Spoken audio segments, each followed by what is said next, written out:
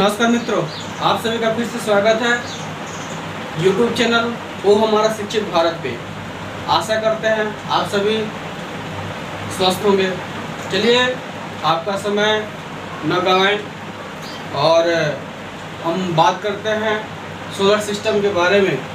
हम इससे पहले सोलर सिस्टम के बारे में बता चुके हैं और बताए भी हैं भूगोल किसे कहते हैं, भूगोल के पिता कौन है, इस सृष्टि इस ब्रह्मांड की रचना कैसे हुई, बिग बैंग थ्योरी क्या है, बिग बैंग थ्योरी को किसने बताया। और ये भी बता चुके हैं ब्रह्मांड में जो है गैलेक्सी के बारे में पूरी बता चुके हैं वीडियो, आप पिछले क्लास में देख सकते हैं। सूर्य क्या है, सूर्य में किस प्रकार से ऊर्जा उत्पन्न होती है, हाइड्रोजन और हीलियम का रिएक्शन भी बता दिए थे, संलयन क्रिया बता दिए थे, या किसने बताया, हैंसबर्ग ने बताया, भी बता दिए थे। चलिए उससे आगे चलते हैं और देखते हैं क्या इससे आगे देखते हैं हमारे सोलर सिस्टम के बारे में। इससे पहले भी हम एक ट्रिक बताए थे, क्या था,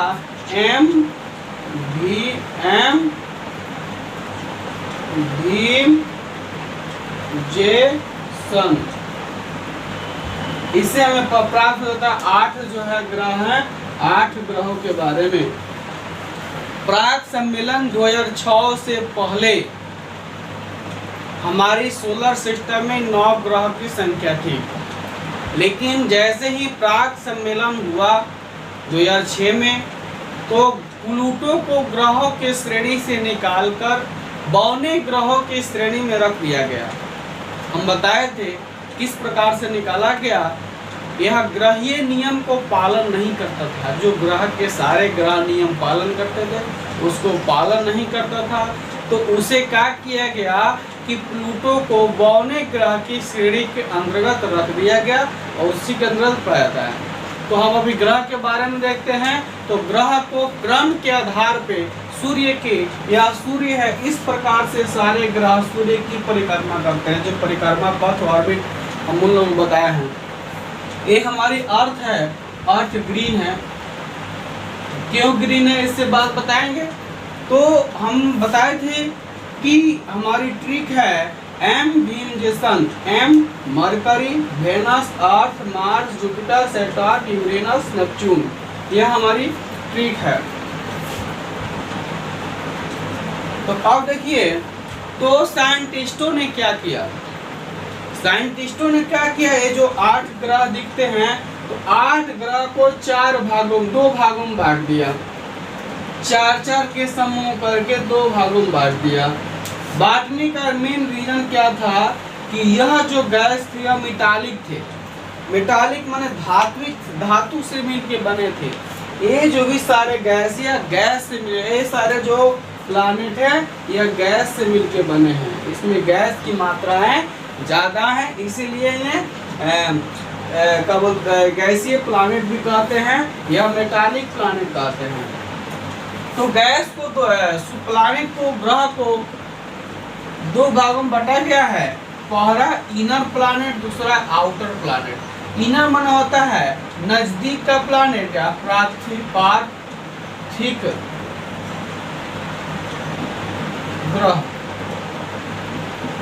ये दूर ग्रह है। पार्थिव ग्रह के बारे में हम देखेंगे कि 4 ग्रह हैं, बता दिए, मरकरी, वेनस, अर्थ, मार्स। ये 4 ग्रह को कहा किया गया है कि सूर्य की सबसे नजदीक ग्रह की श्रेणी में रख दिया गया है। मरकरी, वेनस, अर्थ, मार्स, ये 4 को जो है सबसे नजदीक ग्रह की श्रेणी में रख दिया गया है।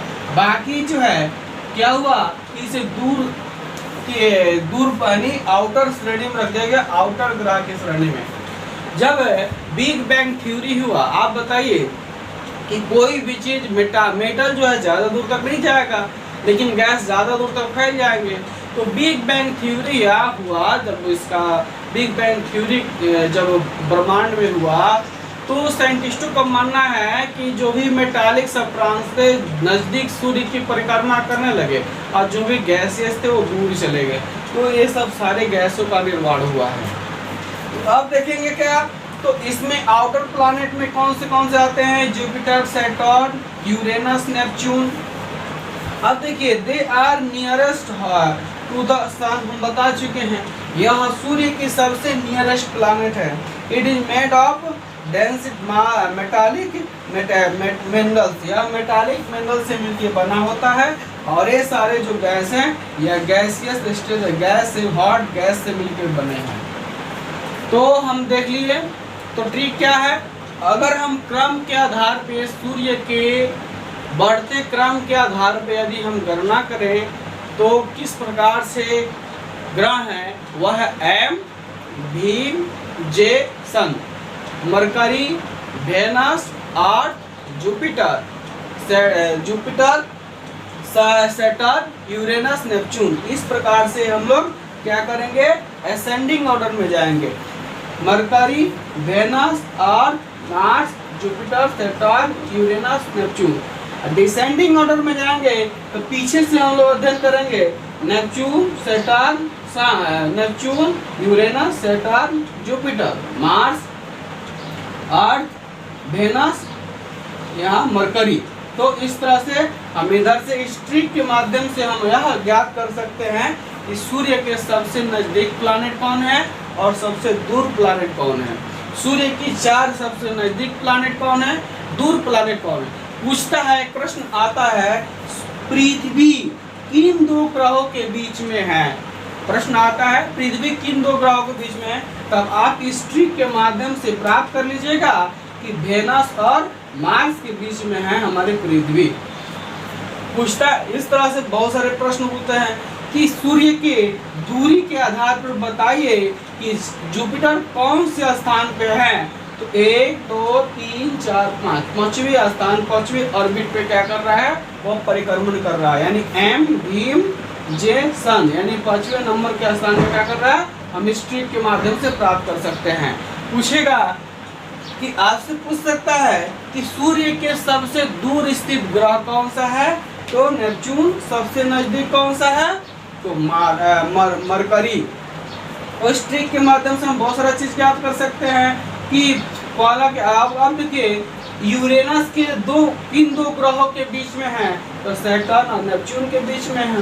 तो इस ट्रिक के माध्यम से हम जान सकते हैं। फिर अब आगे चलते हैं, बुध ग्रह का संपूर्ण जानकारी। अब आता है मरकरी, बुध के बारे में।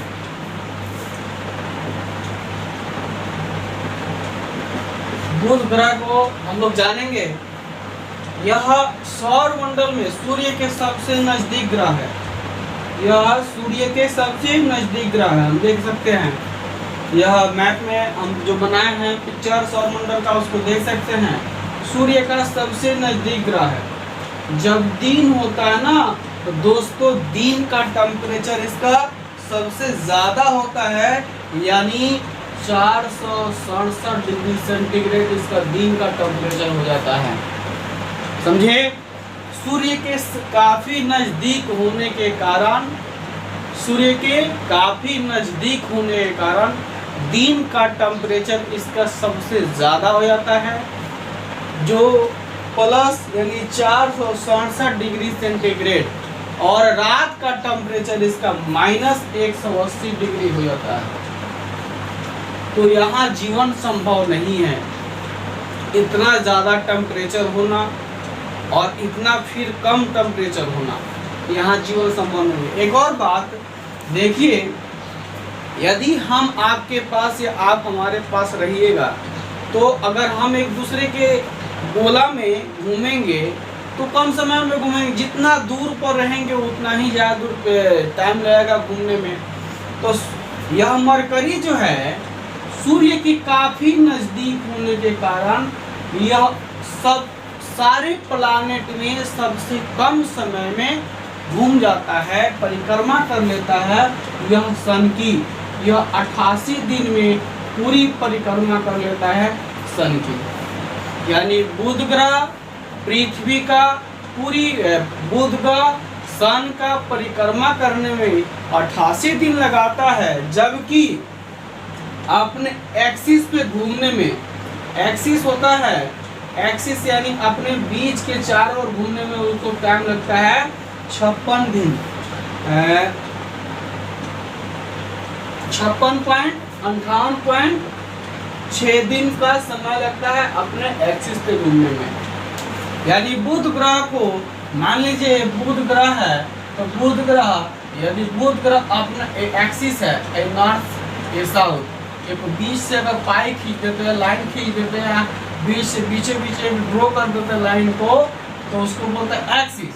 तो एक्सिस यानी एक्सिस पे घूमने में इसको टोटल लगता है 58.6 दिन का समय लगता है अपना एक्सिस पे घूमने में, और पृथ्वी को मात्र 24 घंटा लगता है अपने एक्सिस पे घूमने में। तो हम देख चुके का बुध ग्रह सौर मंडल में सूर्य का सबसे निकट ग्रह है। सूर्य के करीब होने के कारण, हम बता चुके सूर्य के करीब होने के कारण, नजदीक होने के कारण सूर्य की परिक्रमा सबसे कम समय में करता है।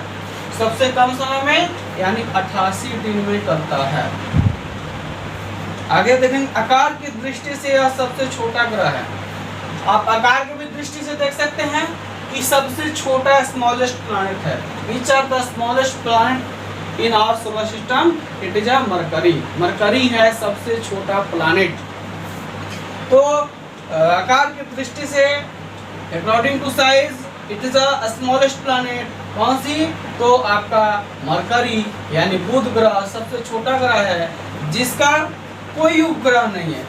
नो एनी उपग्रह, कोई उपग्रह यानी कोई जो है मून नहीं पाया जाता है। नेचुरल सैटेलाइट इसके पास नहीं है, कोई भी एक भी मून नहीं है। पृथ्वी के पास है, सैटर्न के पास है, जुपिटर का पास है, और किसके कितने पास है उसका आगे बताएंगे। कब किसके पास सबसे ज्यादा मूनों की, नेचुरल सैटेलाइट की संख्या है बताएंगे।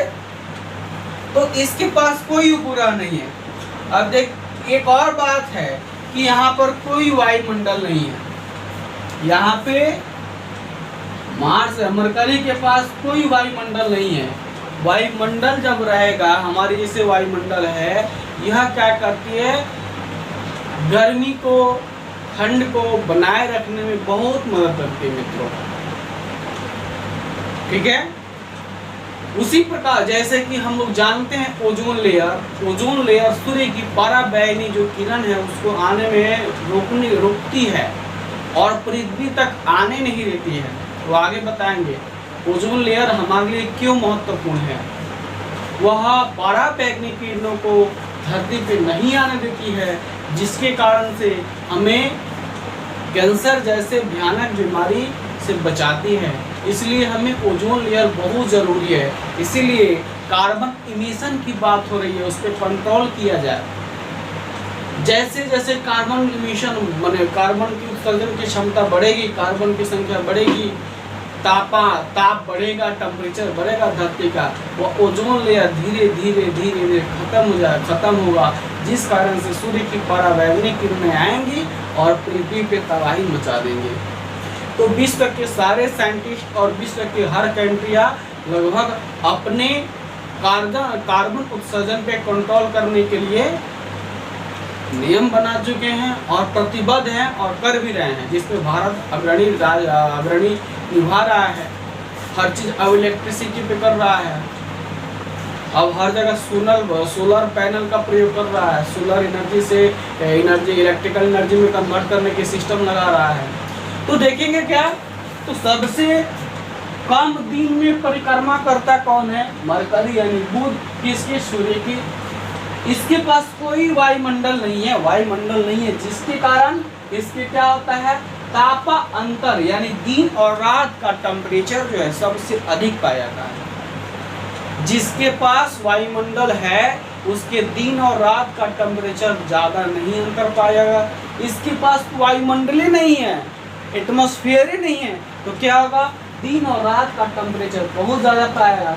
दिन का टेम्परेचर लगभग 467 डिग्री आंकी गई है और रात का टेम्परेचर 180 डिग्री सेंटीग्रेड आंकी गई है।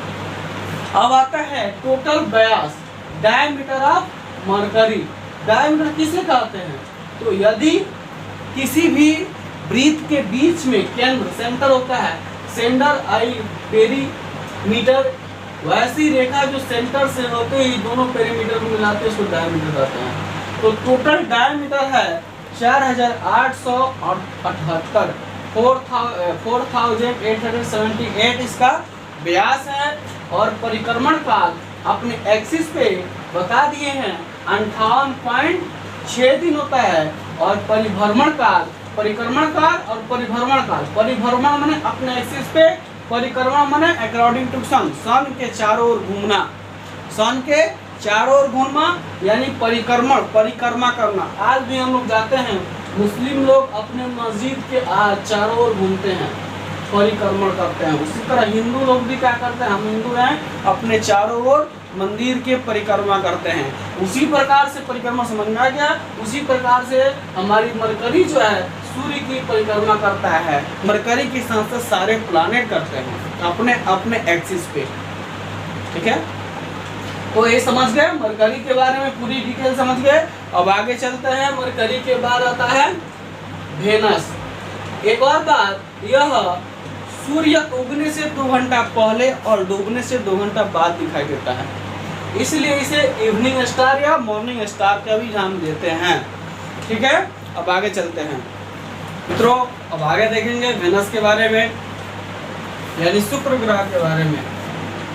शुक्र ग्रह यह पृथ्वी के समान है।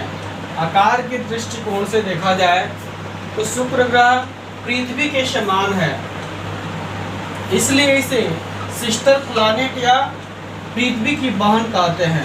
पृथ्वी की बहन ग्रह या सिस्टर प्लैनेट कहते हैं। सिस्टर प्लैनेट क्यों कहते हैं? क्योंकि पृथ्वी के समान होने के कारण, आकार में पृथ्वी के समान होने के कारण शुक्र ग्रह को पृथ्वी की बहन या सिस्टर प्लैनेट ऑफ अर्थ कहा जाता है। आगे देखते हैं पृथ्वी की सबसे निकट ग्रह कौन सी है?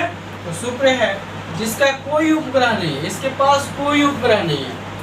पूछता है पूरी सौर परिवार में, पूरी सौर मंडल में ऐसे कौन से ग्रह हैं जिनके पास कोई उपग्रह नहीं है? तो बुध और शुक्र, मार्स और वेनस ऐसे 2 ग्रह हैं जिनके पास कोई भी अपना उपग्रह नहीं है, अपना नेचुरल सैटेलाइट नहीं है। तो इसके पास कोई उपग्रह नहीं है। अब देखिए, यह इसे भोर का तारा या सांझ का तारा भी कहते हैं। भोर का तारा या सांझ का तारा कहते हैं। क्यों कहते हैं? क्योंकि सुबह के समय यह सूर्योदय से पहले कुछ घंटे पहले पूरब दिशा में दिखता है और शाम के सूर्यास्त के बाद यह पश्चिम दिशा में दिखता है, इसीलिए इसे भोर का तारा या सांझ का तारा भी कहा जाता है। आगे देखेंगे यह बहुत गर्म ग्रह है। यह शुक्र जो है गर्म ग्रह है। इसका भी टेम्परेचर दिन का 480 डिग्री सेंटीग्रेड है। यह सौर ऊर्जा का सर्वाधिक क्या करता है? परिवर्तन करता है। परिवर्तन में क्या होता है? रिफ्लेक्शन कर देना। ये सबसे ज्यादा क्या करता है? रिफ्लेक्शन ऑफ लाइट करता है। सन की बहुत ज्यादा रिफ्लेक्शन करता है, या ना बहुत ज्यादा रिफ्लेक्शन कर देता है, चारों रिफ्लेक्शन करता है लाइट को, इसीलिए इसे चमकीला ग्रह कहते हैं। पूछता है प्रश्न में कि चमकीला ग्रह किसे कहते हैं? तो शुक्र को या वेनस को चमकीला ग्रह कहते हैं। चमकीला ग्रह क्यों कहते हैं? क्योंकि सूर्य की किरणों को सबसे अधिक क्या करता है? परिवर्तन के कारण इसे सौर मंडल का चमकीला ग्रह कहते हैं। परिक्रमण पूरब से पश्चिम तक करता है। इसका परिक्रमा जो है पूरब से ईस्ट टू वेस्ट करता है। सूर्य की परिक्रमा ईस्ट टू वेस्ट करता है। तथा सर्वोच्च बिंदु, इसका जो सबसे ऊंचा जो शिखर है, जो चोटी है, मैक्सवेल है, यह माउंट बीटा माउंटेन पर स्थित है। बीटा नामक पहाड़ के सबसे ऊंचा बिंदु जो है, सबसे ऊंची चोटी जो मैक्सवेल है। यानी पूछता है बीटा माउंटेन किस ग्रह पे है? तो वह शुक्र ग्रह के शुक्र ग्रह पे है। और बीटा माउंटेन का सबसे ऊंचा बिंदु, सर्वोच्च बिंदु कौन सा है? तो मैक्सवेल। मैक्सवेल क्या है? यह बीटा माउंटेन के यानी शुक्र ग्रह के माउंटेन जो है, बीटा माउंटेन पे सबसे ऊंचा बिंदु कौन सा है? मैक्सवेल है। इसका व्यास जो है 12,107 12,104 परिक्रमण काल अपने एक्सिस पे 243 दिन लगता है। इसको अपने एक्सिस पे घूमने पे टोटल 243 दिन लगता है। ये एक्सिस है, जैसे लट्टू नहीं होता है, लट्टू भी अपना एक्सिस पे घूमता रहता है, घूम के राउंडिंग करता रहता है। तो पूरी इसे घूमने में, वेनस को घूमने में कितना 243 दिन लगता है परिक्रमण करने में, परिभ्रमण। और देखिए परिक्रमण काल सूर्य के चारों ओर घूमने में 224.7 दिन लगता है। माने इसका एक साल 224.7 दिन के बराबर होता है। हमारा एक साल कितना है? 366 दिन का होता है, ठीक है ना। तो यह क्या है? 224.7 दिन का क्या होता है? इसका पूरा परिक्रमण काल होता है। इसके पास कोई उपग्रह नहीं है। अब आगे देखेंगे अर्थ के बारे में, आगे पृथ्वी के बारे में बताएंगे। संपूर्ण जानकारी इसके बाद देंगे, लेकिन थोड़ी सी जानकारी दे रहे हैं आप पृथ्वी के बारे में। पृथ्वी सूर्य की तीसरी निकटतम ग्रह है। तो पृथ्वी सूर्य की 1, 2, 3 ट्रिक में भी एम, भीम, जे, सन।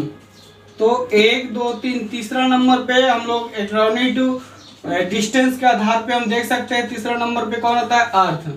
तो पृथ्वी जो है सूर्य की तीसरी निकटतम ग्रह है। ये आंतरिक ग्रह है, सबसे बड़ा ग्रह। हाँ, पृथ्वी तीसरा निकटतम ग्रह है, ठीक है। सौर मंडल का एकमात्र ग्रह है जिस पर जीवन है। पूरी सौर मंडल में पृथ्वी ही एक ऐसा ग्रह है जिस पे जीवन संभव है, जीवन है भी। हम सब पृथ्वी पे ही रहते हैं। और इसका मुख्य कारण है यहाँ पे जल की प्रेजेंटेशन, जल का पाया जाना। जहाँ जल है वहाँ जीवन है, इसीलिए जल को हमें बचाना है, जल को सुरक्षित रखना है। तो जहाँ जल है वहीं जीवन है। तो जल के कारण, जल की प्रेजेंटेशन के कारण यहाँ जीवन भी है, और जल की उपस्थिति के कारण ही इसे नीला ग्रह कहते हैं, ब्लू प्लैनेट कहते हैं। Which are the blue planet in our solar system? It is Earth. Earth को ब्लू प्लैनेट कहा जाता है। आगे देखेंगे इसका अक्षीय झुकाव जो है 23.5 डिग्री है। एक्सिस पे 23.5 डिग्री अपना क्या है? झुकाव है। 23.1/2 डिग्री क्या है? अक्षीय पे झुकाव है। कक्षीय झुकाव जो है 66.5 डिग्री है। सूर्य के बाद पृथ्वी पे सबसे निकटतम जो तारा दिखाई देता है, वहां से जो लाइट आती है वह है प्रोक्सिमा सेंचुरी, जो कि 4.2 प्रकाश वर्ष दूर है। पृथ्वी से, पृथ्वी के सबसे नजदीक का तारा कौन सा है? वह है सूर्य। और दूसरी नजदीक का तारा कौन सा है? प्रोक्सिमा सेंचुरी, जो पृथ्वी से 4.5 प्रकाश वर्ष दूर है। प्रकाश वर्ष बता चुके हैं पिछले क्लास में। प्रकाश वर्ष क्या है? यह दूरी, खगोलीय दूरी मापने की एक इकाई है। प्रकाश दूरी समझ में आया? तो प्रकाश दूरी क्या है? खगोलीय। और इसके पास जो है, हमारी पृथ्वी के पास जो है एक मून है, यहीं से शुरुआत होता है। पहला मून है जिसका नाम चंद्रमा है। अब चंद्रमा का भी अध्ययन करेंगे। पहला प्रश्न आता है कि सबसे पहले चंद्रमा पे उतरने वाले साइंटिस्ट का नाम क्या है? Neil Armstrong. जो आगे क्लास में सारे विधि बताएंगे, सारे वह कैसे गए, कौन सी प्लेन से गए, अपोलो 11 से गए, कैसे गए, और विश्व में सबसे पहली आसमान में यानी ब्रह्मांड में जाने वाले जीव का नाम क्या था? वो था लाइका, कुतिया थी जिसका नाम लाइका था। और भारत की जो प्रथम महिला जो अंतरिक्ष में गई थी वह कल्पना चावला थी, जो नासा ने भेजा था, अमेरिका ने भेजा था। इस तरह से बहुत सारे प्रश्न हैं जो आगे क्लास में बताएंगे, बारे में अध्ययन करेंगे। मंगल ग्रह पे क्या है? आयरन ऑक्साइड के कारण यह लाल ग्रह दिखता है। तो प्रश्न आता है कि मंगल ग्रह लाल क्यों दिखता है? तो मंगल ग्रह पे आयरन ऑक्साइड पाए जाने के कारण मंगल ग्रह लाल दिखता है। आयरन ऑक्साइड के कारण क्या दिखता है? या लाल दिखता है। पृथ्वी के समान यहाँ पे 2 ध्रुव हैं। तो हम पृथ्वी को देखेंगे तो पृथ्वी के पास क्या है? 2 ध्रुव हैं, एक नॉर्थ एक साउथ।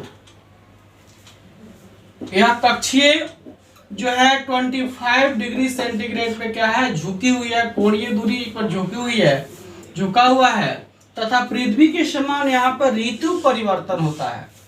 जैसे पृथ्वी पे कभी सर्द ऋतु आती है, कभी गर्म ऋतु आती है, कभी वर्षा ऋतु आती है, विंटर सीजन, रेनी सीजन, ये सारे सीजन धीरे धीरे हमारे यहाँ आते रहते हैं। उसी तरह से अब चल जाइए मार्स पे भी क्या है? सारे सीजन आ रहे हैं। इसीलिए तो सारे विश्व के सारे साइंटिस्ट विशेष मंगल ग्रह पे विशेष अध्ययन के लिए सारा अपना अपना सैटेलाइट, अपना अपना जो है अध्ययन के लिए कार्यक्रम लॉन्च कर रहे हैं। जैसे भारत भी इसमें अग्रणी है। भारत ने भी अपना मंगलयान चालू कर चुका है, भेज चुका है मंगल ग्रह पे अध्ययन के लिए, उसके ऑर्बिट में अध्ययन के लिए। ऐसे विश्व के सारे साइंटिस्ट जब देख रहे हैं कि भारत के समान ही, पृथ्वी के समान ही सारे वहाँ पे मौसम परिवर्तन हो रहा है, पृथ्वी के समान ही सारा चीज़ है, तो वहाँ पर जीवन भी हो सकता है। उसकी तलाश में साइंटिस्ट एक नई अपॉर्चुनिटी के तलाश में एक काम कर रहे हैं। तो यह आयरन ऑक्साइड के कारण यह क्या दिखता है? लाल दिखता है, रेड प्लैनेट है। यह कक्षीय झुकाव है जिस पे ऋतु परिवर्तन होता है। यह 24 घंटा में यह अपना एक चक्कर लगाता है। जिस प्रकार से पृथ्वी अपने एक्सिस पे घूमने में, ऐसे एक्सिस पे घूमने में क्या लगाती है? तो 24 घंटा लगाती है, 24 आवर लगाती है। कहाँ? पृथ्वी अपने एक्सिस पे घूमने में। उसी प्रकार से मार्स भी अपने एक्सिस पे घूमने में 24 घंटा लगाता है। इसके पास 2 उपग्रह हैं। एक पहला उपग्रह का नाम फोबोस है, दूसरा उपग्रह का नाम डिमोस है। प्रश्न आता है कि वैसी कौन सी 2 ग्रह हैं जिनके पास कोई उपग्रह नहीं है? तो बुध और शुक्र हैं जिनके पास कोई उपग्रह नहीं है। आगे देखेंगे तो फोमोस और डिमोस नामक 2 ऐसे उपग्रह हैं। किसके? तो मंगल ग्रह के 2 उपग्रह हैं, फोमोस और डिमोस। आगे फोटो में आप देख सकिएगा। तो यह सूर्य की परिक्रमा, मंगल ग्रह जो है सूर्य की परिक्रमा 687 दिन में करता है और अपनी एक्सिस पे कितने दिन में करता है? तो 24 घंटा में करता है। सबसे बड़ा ज्वालामुखी, सौर मंडल का सबसे बड़ा ज्वालामुखी इसी मंगल ग्रह पे पाया जाता है, जिसका नाम है ओलिपस मैसी क्या है? सौर मंडल का सबसे बड़ा ज्वालामुखी है। ज्वालामुखी क्या होता है? तो जमीन जब फट के नीचे से लावा वगैरह निकल के पहाड़ बनता है, ज्वाला का निर्माण होता है, ज्वालामुखी। उसी प्रकार से तो सौर मंडल का सबसे बड़ा ज्वालामुखी कहाँ है? तो मार्स पे है ओलिपस।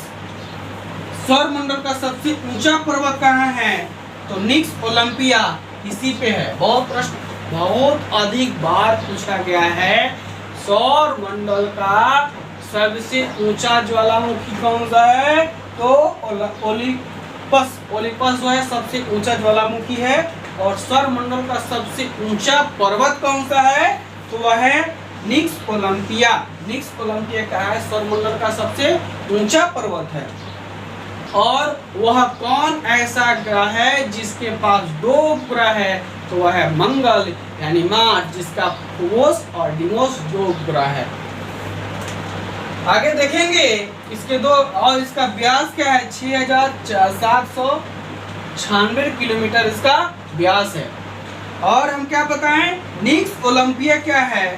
सौरमंडल का सबसे ऊंचा पर्वत है। अगर हम लोग अपने माउंट एवरेस्ट से तुलना करें तो 3 गुना बड़ा, 3 गुना बड़ा, यानी हमारी माउंट एवरेस्ट के 3 गुना ऊंचा पर्वत कौन सा है?